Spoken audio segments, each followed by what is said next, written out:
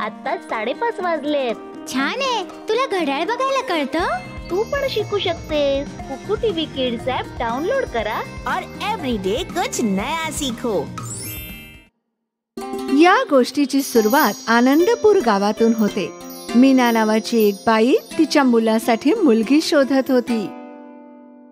माझा अरविंद शहरात एका मोठ्या कंपनीत काम करतो.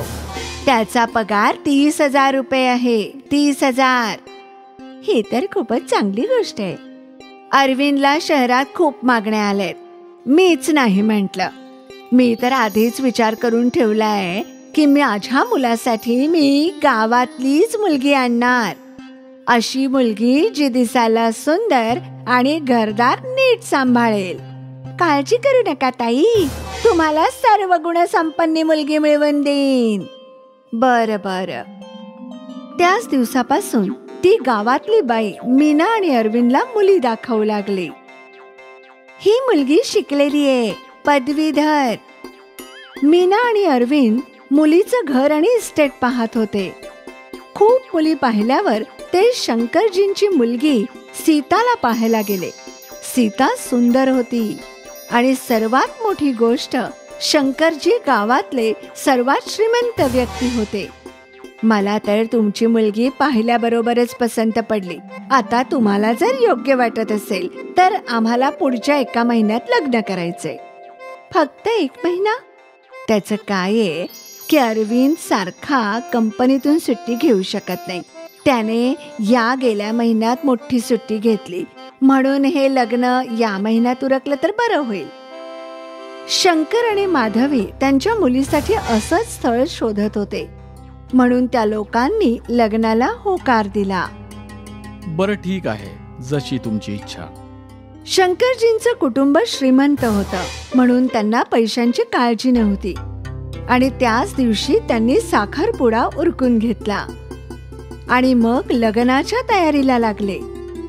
मीना आणि त्यांचा मुलगा अरविंदही गावातच होते. त्यांनीही जोरदार लग्नाची तयारी सुरू केली. लग्नाच्या 1 दिवस आधी मीना शंकरजींना भेटायला आली. काय झालं वीणबाई? अशी काही खास गोष्ट नाही, पण आमच्या घराण्यात रीत आहे की नवरी पालखीत बसूनच घरी येते. मी उद्या डोलीवाल्यांना बोलावून घेतलंय. इथून आमचं शहर 200 किलोमीटर लांब आहे, पण मी सगळी सोय केलीये. जवळजवळ 8 तास मुलीला पालखीतच बसावं लागेल. काही हरकत नाही, पूर्वीच्या काळी ही नवरी कित्येक तास पालखीत बसायची. आमची मुलगीही बसेल, यात अडचण काय आहे?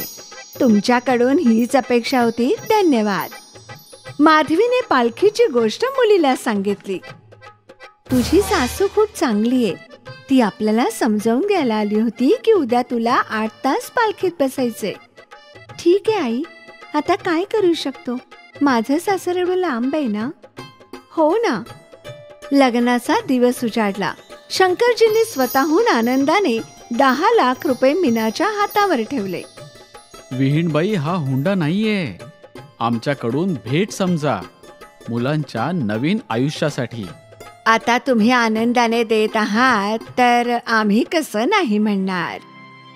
शंकरजींनी 10 लाखांसोबत अनेक गोष्टीही मुलीला लग्नात दिल्या होत्या.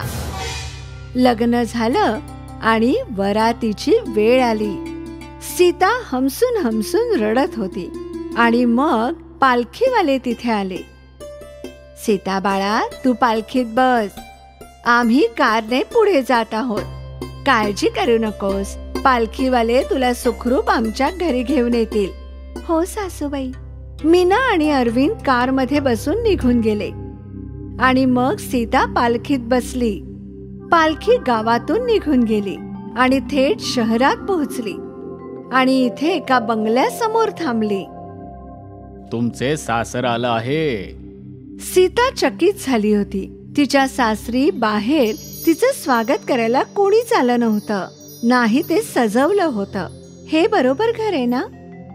हो ताई, आम्हाला तर हाच पत्ता दिला होता. ठीक आहे, मी आज जाऊन पाहते. बर. सीता बंगल्याच्या दारापर्यंत गेली आणि तिने बेल वाजवली. एका म्हाताऱ्या माणसाने दार उघडलं. बोला. हे अरविंदजींचेच घर आहे ना? नाही नाही, हे तर माझं घर आहे. इथे जवळपास कोणी अरविंदजी राहतात का, जे मीनाजींचे पुत्र आहेत? नाही बाळा, इथे कोणी अरविंद राहत नाही. नाही कोणी मीना राहते. हे ऐकून सीताच्या पायाखालची जमीन सरकली. ती एका अनोळखी शहरात आली आणि आता तिच्या पती आणि सासरचा काही पत्ता नव्हता. ती रडू लागली.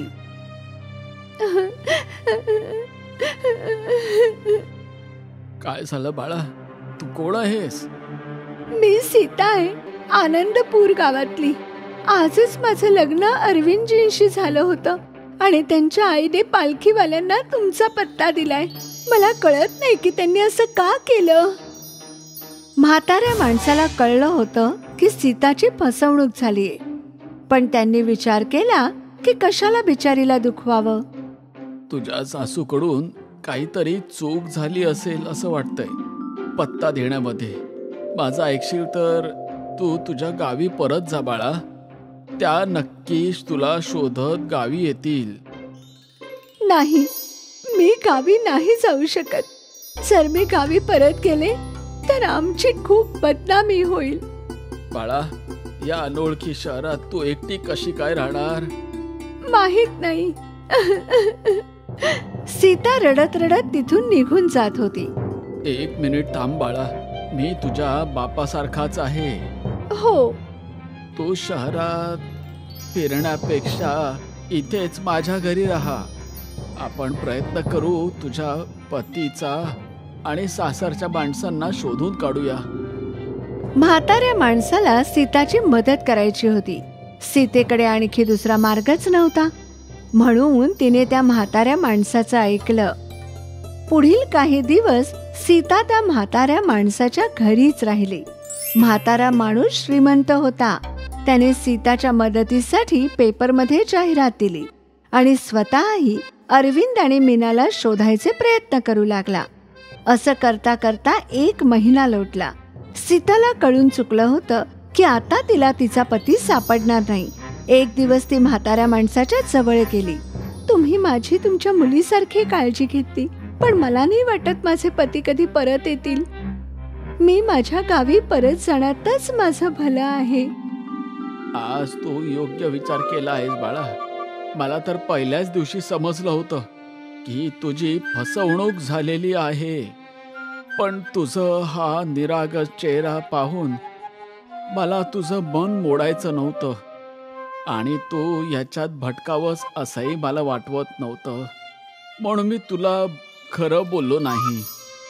सीतेने रडत रडत म्हाताऱ्या माणसाला मिठी मारली. आयुष्यात नेहमी आनंदात राहा बाळा. आणि त्यांचा आशीर्वाद घेऊन ती तिच्या गावी परत आली. सीतेने परत येऊन तिच्या आई वडिलांना सगळं सांगितलं आणि तिची ही कहाणी ऐकून त्यांच्या डोळ्यातून अश्रू वाहू लागले. माझी चूक झाली. मीच त्यांची नीट चौकशी न करता तुझं लग्न लावून दिलं. देव भलं करो त्या माणसाचं ज्याने तुला आधार दिला. हो ना, नाहीतर कोणास ठाऊक बाळा तुझं काय झालं असतं. देवाच्या कृपेने तू सुखरूप परत आलीस. त्या म्हाताऱ्या माणसाचा चांगुलपणा होता म्हणून सीता तिच्या घरी परत येऊ शकली. अशी फसवणूक अनेक मुलींची होत असते. सीता नशीबवान होती म्हणून या फसवणुकीतून सुखरूप बाहेर पडली.